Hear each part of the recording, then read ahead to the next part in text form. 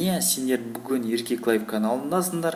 Бүгінгі тақырыпта біз қызға жақындау бірінші далада немесе көшеде болсын, метрода болсын, супермаркетте болсын, қыздарға қалай жақындау керек туралы тақырып.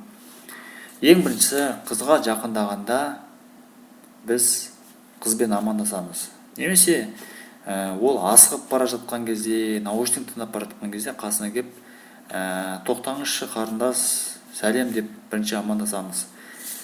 Амандасқаннан кейін біз деген ең бірінші сөйлесіп жатқан кезде оның немесе бір көзіне қарауға тырысыңдар жігіттер.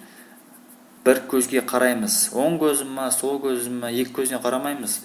Ерніне ма, сол көз бен ерінге қарап тұру керек. Негізі сөйлесіп жатқан кезде жерге немесе басқа жерге қараудың қажеті жоқ, ұялып тұрудың қажеті жоқ. Өйткені қыздар оны сезеді.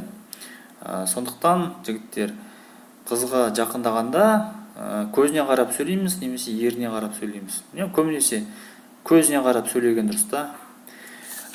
Келесі, біз қарау жағын көрдік. Енді қызбен сөйлескенде қыздарға ең маңыздысы не туралы сөйлескен маңызды емес, сендердің қалай сөйлескендерің маңызды.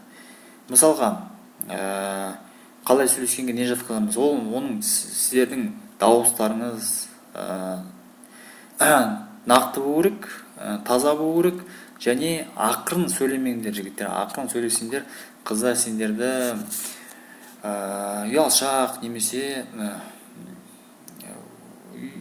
ұялшақ деп ойлап қалады да. Сондықтан ақырын сөйлемеуге етпеу керек. Және көптеген жігіттердің қателіктері, өңкей спортсмен болсын, бизнесмен болсын, мықты качок жігіт болсын, қызға жақындаған кезде ұялып, мысық сияқты ұялып сөйлегенде сіз қарындас кешіріңіз деп сөйлеп қалады. Онда негізі болмау керек. Жақындағанда нақты сөйлейміз. Даусымызды қатты жуан емес, жіңішке емес, орта тембрде сөйлейміз. Нақты айтамыз. Және көбінесе эмоциямен сөйлескен дұрыс. Эмоция қыздарға өте жақын болады. Сосын көп күле бермейміз осылай. Күле берудің қажеті жоқ.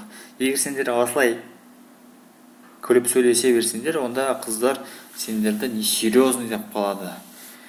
Несерьезный деп қалады да, сосын сендердің бір промоутер ма, немесе бір жұмыскер ма деп ойлап қалуы мүмкін. Және несерьезный болса, онда онымен сөйлесудің қатысы жоқ деп ойлап қалады. Сондықтан осылай күліп сөйлесудің, көп күле берудің қажеті жоқ. Кәдімгідей келеміз, сөйлесеміз. Сосын сол екі ортада болу керек. Қатты серьезный керек емес, және де қатты күліп тұруда қажеті жоқ. Сол екі ортада жүру керек. Арасында күліңдер, қызы көрген кезде күліңдер, былай өздерің күлмеңдер. Сосын не туралы айтып кетейін? Және жүріс, тұрыс, жүрулерің қандай болу керек? Қандай? Былай еңкейіп жүрудің қажеті жоқ. Арттарың бұғор болып, басың төменде, көзің айдалада деген сияқты. Арттарың түзу тұру керек. Оған негізгі упражнениялар бар. Түзу жүрудің қалай упражнение жасау, арт түзеу үшін не істеу керек деген көптеген упражнениялар бар. Негізгі упражнениялар олар бүркіт және аю деген упражнение. Аюдың упражнениесі өте күшті. Түзу жүруге, арттарың түзу болу керек қыздарға жақындаған кезде. Оны қалай жасайды? Үлкен бір ағашқа жақындаймыз. Ол деген қара ағаш болсын, деу ағаш. Оны былай құшақтаймыз, екі қолмен құшақтаймыз. И жабысып тұрамыз сода. И еңкейеміз кішкене. Сол кезде біздің артымыздың жүріс бәрі түзу болады. Сондай негізгі упражнение жасаңдар. Деу ағашты құшақтаймыз. Сол кезде арттарың сендерің түзу болады. Сол кезде жүрістерің бәрі жақсы болады. Тағы негізгі жақындаулар сол. Келеміз, амандасамыз бірінші. Қарындас, сізбен танысайын деп едім деп айтпаңдар. Танысу деген қыздарға негізі ұнамайды. Қарындас, сенімен сөйлесейін деп едім, бүгін күн жақсы, қандай керемет ауа райы, сен де күшті киініпсің деп сөйтіп сөзді бастап кетеміз.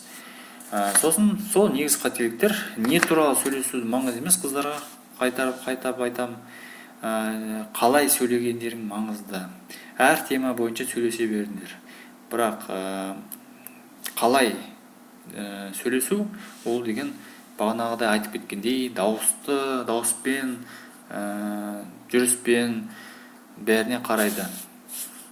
Тағы да айтарым, киім жағы қандай болу керек. Жігіттерде стиль жағынан қандай болу керек, таза болу керек, шаштарың дұрыс болу керек, бәрі жағынан дұрыс болу керек. Егер сендер түрлерің енді нашар демей қойын, шаштарыңдар тік тұрып, аяқ киімдерің қисық тұрып, киімдеріңдер нашар болса, онда қыз соған да қарайды. Және қызға жақындаған кезде біз түзу алдымен қарап тұрамыз. Сөйлескенде алдымен қарап тұрамыз. Былай қараудың қажеті жоқ. Четпен былай қажет жоқ. Онда ол дұрыс емес. Кейбіреулер арттан танысады, оң жақтан тұрып танысады. Оның бәрін алып тастау керек. Таныссақ тек қана алдымен көзіне қарап тұрамыз. Дұрыстап танысамыз. Солай негізі жігіттер, сендерге үй тапсырмасы. Көшеде осылай жақындаймыз. Егер қатты ұялсаңдар, онда сәлем қарындас деп жай амандасамыз да, көзіне қарап бір 5-10 секундтай қараймыз да, сосын кетіп қаламыз. Егер қатты ұялсаңдар. Егер ұялмасаңдар, осылай ұзақ сөйлесе береміз. Негізгі көшеде танысу негізгі осылай басталады. Егер қыздар алдымен кетіп бара жатса, сендер асықпай артынан келіп, сол жақ иығынан немесе оң жақ иығынан сөйлесіңдер. Мысалы, олардың сумкалары сол жақта болса, сендер оң жақтан келесіңдер. Егер сумкалары оң жақтан болса, сендер сол жақтан келесіңдер. Өйткені олар сендерді бір ұрлықшы деп ойлап қалуы мүмкін да. Сондықтан қай жақта сумка, соған қарамас келеміз, жақындаймыз да, тоқтаңыз деп айтамыз. Немесе ол асық барса, қасынан бірге жүреміз. Аяқтарымыздың қадамдары бір уақытта жүру керек. Және асықпай сөйлесіп бара жатамыз. Немесе олар наушник киіп алса, бүйтіп қолмен көрсетеміз, наушникіңізді шешші, бір әңгіме бар деп айтамыз. Тағы да не айтып кетер жағдай. Қыз асығыс болса, тез сөйлесіп, номерін аламыз. Оны көп ұстамаймыз. Өйткені асығып тұрған қыз ол асығады.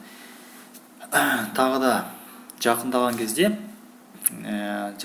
кезде көптеген қателіктер тез сөйлеу қажеті жоқ. Өйткені тез сөйлесіңдер, онда қыз түсінбей қалуы мүмкін, және де өздеріңде түсінбей қалуы мүмкінсіздер. Сондықтан жігіттер тез сөйлеудің қажеті жоқ. Асықпай, нақты, түсінікті паузамен, ұзақ паузаның қажеті жоқ. Аз-аздан сөйлеп, қыз сөйлеседі. Алдындағы тақырыпта айтқандай, качеля ретінде сөйлесіңдер. Сендер кішкене сөйлесесіңдер, ол саған сұрақтар қоя бастайды. Сен сөйлесесің, ол сөйлеседі. Сөйтіп асықпай қызықтырып, күлкіге айналдырып, сосын сөйлескеннен кейін ең сөйлесіп жатқан кезде негізі бірінші жақындағанда қыздармен негізі айту керек. Мысалы, сенің шашың жақсы әдемі екен, сенің киімің әдемі екен деп, мысалы, шашың әдемі екен, шашынан ұстаймыз, қолың әдемі екен деп қолынан ұстаймыз, қолың жұмсақ әдемі көрініп тұр деп қолынан ұстаймыз, киімінен ұстаймыз. Сөйтіп қолмен ұстау керек. Және қоштасқанда жарайды, онда кездесеміз деп номер бәрін жазғаннан кейін жарайды деп былай құшақтаймыз да, сосын тез арада кетеміз. Өйткені ол ең маңызды. Соңында қоштасу құшақтаумен аяқталу керек. Жай қолмен емес, болады кейде жігіттер ұялса қолмен етеді. Бастапқыда да қолмен амандасу керек, қоштасарда қолмен амандасып, құшақтасып кету керек. Сол негізі маңызды не солай жігіттер, жақындаймыз, осы упражненияларды көреміз. Тағы да мен талай видео лақтырамын, сол видеоларда көптеген нәрселер шығады. Жақсылықта кездесейік.